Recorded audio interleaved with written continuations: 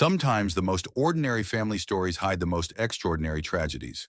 On September 13th, 2015, in a small cabin nestled deep within the quiet woods of Dorado County, California, a fire broke out, engulfing everything in its path. When firefighters arrived, it seemed like an unfortunate accident, a blaze sparked by chance.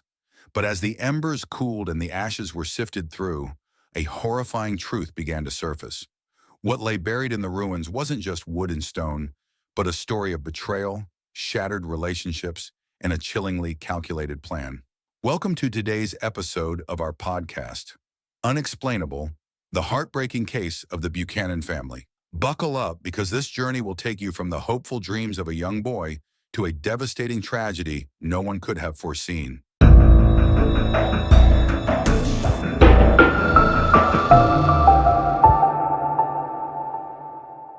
Monday, September 14th, 2015 was the best day of Nolan Buchanan's life, or so he believed. At just 16 years old, he was on top of the world. A bright future stretched out before him. The heir to Buchanan Construction, a family business he was determined to manage better than his father ever had. Cars, property, and assets would soon be his, and Nolan had grand plans for it all. But everything changed on October 1st, 2015. Just weeks later, Nolan was arrested at his high school in Bonita, California. The reason? He wasn't just a teenager dreaming of success. He had become the prime suspect in a chilling murder case that would shock the entire community. At first glance, the Buchanan family had it all. They lived in the quiet, sunny town of Bonita, California, where life seemed as stable and predictable as the warm weather. Adam Buchanan, the patriarch, was a man of vision and ambition. As the owner of Buchanan Construction, he built not just homes, but a legacy he hoped to pass down to his eldest son, Nolan. After a divorce from his first wife, Adam married Molly McAfee, a lively and sociable woman who brought new energy into his life. Together, they had a son, Gavin, and to the outside world, they were the perfect family. But what truly set the Buchanans apart was their rustic vacation property. Tucked away on 19 acres in Dorado County, the cabin was a retreat from the bustle of everyday life. It was no modern paradise. It lacked electricity, running water, and even gas. Yet Adam poured his heart into remodeling the structure, treating it as a personal project and a place for his family to create memories. The cabin became a symbol of the Buchanans' unity, or so it seemed. But behind the carefully crafted veneer, things were far from perfect. Beneath the surface lay growing financial struggles, strained relationships, and unresolved tensions. Molly, a devoted mother and stepmother, had tried her best to nurture a bond with Nolan. But the relationship between stepmother and stepson had always been uneasy. Meanwhile, Adam, though respected for his work ethic, was known to have a temper that sometimes caused friction within the family. As the family spent weekends at the cabin, friends and neighbors saw only the idyllic moments, bonfires, laughter, and family outings. But they couldn't see what simmered beneath. A volatile mix of pressures and secrets that would soon combust in the most unimaginable way. It was this very cabin, the cherished family getaway, that would become the backdrop for a tragedy so devastating it would change their lives and the lives of everyone around them forever. What started as a family's dream escape would soon become the scene of one of the most harrowing crimes Dorado County had ever seen. It was a serene Sunday morning in Dorado County, California. The kind of morning where the world feels quiet and nothing seems out of place. That peace shattered at 10 a.m. when a call came into the Garden Valley Fire Department about a wildfire raging near Highway 193. Firefighters arrived to find chaos. 10 acres of dry brush and forest ablaze, flames hungrily devouring everything in their path. At the heart of the inferno stood a cabin, or what was left of it. The modest structure, once a symbol of family retreats and quiet getaways, was now nothing more than a heap of smoldering ashes. The crew worked tirelessly to contain the fire, battling flames that licked the surrounding trees and threatened to spread further. By late morning, they had managed to subdue the worst of it. It was then, as the smoke began to clear, that the real nightmare unfolded. Among the ruins of the cabin, firefighters noticed something peculiar. At first, it looked like debris, a small, misshapen object blackened by the flames. But as they drew closer, they realized the horrific truth. It was a human skull. What had initially seemed like a tragic accident now took a sinister turn. The charred remains suggested that someone, or possibly several people, had been inside the cabin when the fire broke out. Investigators from the Dorado County Sheriff's Office were immediately called to the scene. The question that loomed over them was as daunting as the scene itself. Who had died in the fire? The cabin sat on 19 acres of secluded land, far from the hustle and bustle of everyday life. It wasn't a primary residence, but a vacation property owned by Adam Buchanan, a local construction company owner. Adam, his wife Molly, and their youngest son Gavin had been known to spend weekends there. As investigators worked, more skeletal remains emerged from the ash. A child's bones, eerily small, and fragments of what appeared to be an adult's torso. Each discovery painted a darker picture, one that went far beyond an accidental fire. Nearby, a Dodge truck and trailer were parked on the property. The vehicle, registered to Buchanan Construction, confirmed the connection to the family. The investigators' next step was clear. They needed to confirm whether the Buchanans were safe at their primary home in Bonita, over 160 miles away. When officers knocked on the Buchanan family's door, they were greeted by 16-year-old Nolan, Adam's eldest son. Nolan appeared calm, even polite, as he explained that his father, stepmother Molly, and younger brother Gavin had left for the cabin on Friday. He claimed he had stayed behind to care for the house and garden, waiting for their return later that Sunday evening. His story seemed plausible. After all, a teenager left home alone while his parents took a weekend trip wasn't unusual. But something about Nolan's demeanor caught the officer's attention. He was calm, too calm for a young man whose family was potentially missing, or worse, the victims of a deadly fire. Meanwhile, back at the cabin, investigators were uncovering more evidence. The fire's destruction made it difficult to piece together what had happened, but one thing became clear: this was no accident. The first major clue was the discovery of a bullet lodged in one of the charred bones. Then, a child's skull was found with a gunshot wound, an unmistakable hole that pointed to murder. The fire, it seemed, had been a cover-up, an attempt to erase the evidence of a horrific crime. But who could have committed such an act? And why? As investigators began piecing together the fragmented story, the spotlight would soon shift back to the one person who claimed to have been far from the scene: Nolan Buchanan. The officers asked Nolan basic questions. When had they left? What were their plans? And why hadn't he joined them? Nolan's answers were steady but unnervingly rehearsed. He explained that his father had left him in charge of the house and garden, a responsibility he took seriously. But there were inconsistencies. When officers asked about the family's car, Nolan mentioned they had taken a company truck, a Dodge, because Adam had loaded it with materials for cabin renovations. Yet, at the cabin site, investigators had found the same Dodge truck, parked and covered in ash. So how had Nolan's father planned to get home? Then came the timeline. Nolan said he'd spent the weekend at home, seeing friends and keeping the house in order. His alibi seemed straightforward, but it lacked specifics. He mentioned nothing unusual about the weekend, no frantic calls or concern about why his family hadn't returned yet. His calmness contrasted starkly with the panic Adam's parents, Howard and Susan Buchanan, displayed when they arrived at the house shortly after the police. Howard, a retired construction worker, and Susan, a homemaker, hadn't heard from their son or his family in days. They pleaded with the officers for updates, their voices trembling with worry. The investigators noted the stark difference between Nolan's composed demeanor and his grandparents' visible distress. Still, at this point, there wasn't enough evidence to suspect Nolan of wrongdoing. The remains found at the cabin hadn't yet been identified, and Nolan's story, while suspicious, couldn't yet be disproven. But by September 15th, things began to change. Investigators received a preliminary forensic report. The remains discovered at the cabin matched Adam Buchanan, Molly McAfee, and their son Gavin. Each had suffered gunshot wounds before the fire consumed their bodies. This revelation shifted the investigation from a tragic accident to a calculated triple homicide.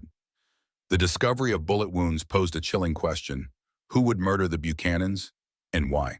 Detectives initially focused on external threats. Adam's company, Buchanan Construction, had been struggling financially. The business was on the brink of bankruptcy, with mounting debts and recent layoffs. Could a disgruntled employee or a rival contractor have targeted Adam in an act of revenge? Then there was the neighbor, a man who had clashed with Adam over the cultivation of illegal crops near the Buchanan property.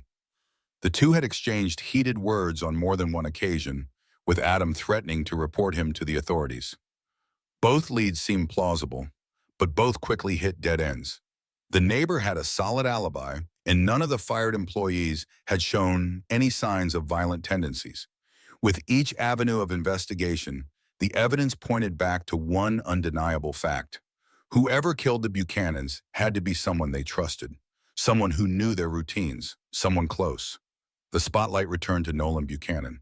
As detectives revisited Nolan's story, cracks began to form. Small details didn't add up. Surveillance footage from the family's neighborhood showed a white Ford F-150, Adam's personal truck, returning home early Sunday morning, hours after the fire. But Nolan had insisted the family took the Dodge truck, not the Ford. By September 18th, detectives had shifted their focus entirely to Nolan Buchanan. The polite, composed teenager, who had initially seemed like a grieving son, was now the central figure in a web of lies and contradictions. Key pieces of evidence began to emerge, each one poking holes in Nolan's carefully crafted story. First, the surveillance footage from the family's construction company parking lot. The security camera, positioned to monitor the area, showed Adam Buchanan loading his personal Ford F-150 with rocks on the Friday before the fire. This contradicted Nolan's claim that his father had taken the company Dodge truck. The footage also revealed something chilling. On Sunday morning, just hours after the fire had consumed the cabin, the same Ford truck was seen pulling into the family's driveway. Only one person exited the vehicle, Nolan. Then came the credit card transactions. Investigators tracked purchases made on Adam's card during the weekend of the murders. Friday evening, September 11th. A transaction at Taco Bell matched Nolan's description of his family stopping for food on the way to the cabin. The receipt listed 4 drinks, not 3, suggesting that Nolan was present. Saturday evening, September 12th. A payment at the Valencia Club bar, located 30 minutes from the cabin, indicated Adam and Molly had been there late that night. Security footage confirmed their presence. But when they left the bar at 2:30 a.m., only Adam and Molly were in the vehicle. Sunday morning, September 13th. Purchases at Starbucks, McDonald's, and a gas station near Bonita long after the fire had destroyed the cabin. These transactions painted a picture of someone trying to establish a normal routine despite the horrific crime. But perhaps the most damning evidence came from the forensic team. The rifle found near the family's construction company carried Nolan's fingerprints. Additionally, reddish soil from Greenwood, the site of the cabin, was found on the tires of the Ford truck parked in the Buchanan driveway. While the fire had destroyed potential tire tracks at the scene, the dirt was a near-perfect match, suggesting that Nolan had driven the truck back to Bonita after the murders. Detectives confronted Nolan again, hoping to pressure him into revealing the truth. At first, he maintained his original story, that he had stayed home all weekend and knew nothing about what had happened at the cabin. But when faced with the evidence, the fingerprints, the surveillance footage, and the bank records, Nolan's story began to shift. He admitted to using his father's credit card but claimed it was with Adam's permission. He also conceded that he had driven the Ford truck but insisted he had only done so to check on the cabin after noticing something unusual on Saturday night. These shifting narratives only deepened investigators' suspicions. Finally, forensic analysis of the skeletal remains confirmed what detectives had feared. The gunshot wounds in all 3 victims had been deliberate. The angle of the shots ruled out any possibility of a murder-suicide. Adam had been shot first, likely ambushed near the cabin's entryway. Molly had been shot next, her body found closer to the kitchen area. Gavin's remains were found in the bedroom, his small skull bearing a single gunshot wound at a near-perfect 90-degree angle, an execution-style killing. The brutality of the crime left no doubt. Whoever committed these murders had done so with cold precision and intent. When asked to explain the presence of his fingerprints on the rifle, Nolan offered a new story. He claimed his father had killed the family in a fit of rage, and he had wrestled the gun away from Adam in self-defense. According to Nolan, the fire had been an accident caused by a fallen lamp during the struggle. But investigators were no longer buying his explanations.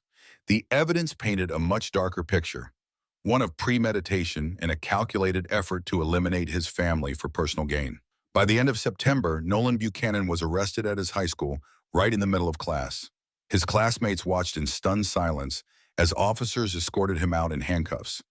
The teenager who once dreamed of taking over his family's business was now facing charges for the murder of his father, stepmother, and younger brother. The arrest of Nolan Buchanan sent shockwaves through the community. To those who knew him, the idea that this polite, intelligent teenager could be capable of such a horrific crime seemed unthinkable. But as the evidence mounted, the chilling truth became harder to ignore. Nolan maintained his innocence throughout the investigation, sticking to his claim that his father, Adam Buchanan, had killed the family in a fit of rage and that he had only acted in self-defense. However, prosecutors presented a different story, a story of greed, premeditation, and calculated deceit. The trial began in June 2018, nearly 3 years after the murders.